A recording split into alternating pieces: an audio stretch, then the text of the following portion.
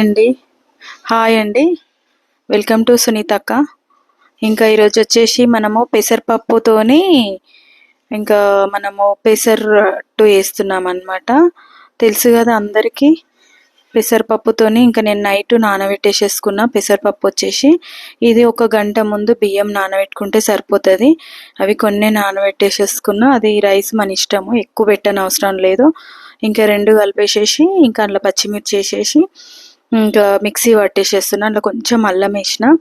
అల్లం కూడా మన ఆప్షన్ అనమాట. అది ఇంకేసేసుకొని మంచిగా మిక్సీతోని మంచి పేస్ట్ అనేది ఈ టైప్లో రావాలి.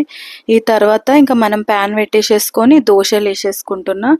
దోశలు కూడా చూడండి పెసరట్టు మీకు తెలుసు కదా, చాలా చాలా ఇంకా మనము ప్యాన్ పెట్టేసేసుకొని ఇంకా దోశలు అయితే సేమ్ మనం దోశలు ఎట్లా వేస్తామో అదే టైప్లో వేసేసుకోవాలి. చాలా చాలా బాగా వస్తాయి.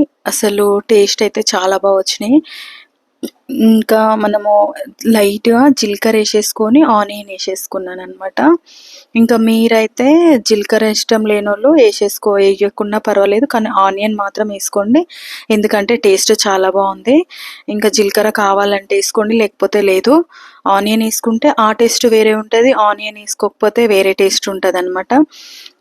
మనకు దీని కాంబినేషన్ వచ్చేసి నేను ఇంకో చట్నీ కూడా చేసిన. అసలు బాగా కాగాలన్నమాట ఇది. ఎట్లా అంటే మనకు వేడి కాకుండా నార్మల్గా పెట్టుకొని స్టవ్, పెసరపప్పు కదా కొంచెం ఉడికే వరకు చాలా టైం పడుతుంది. దానికోసమని మనం టైం తీసుకోవాలి.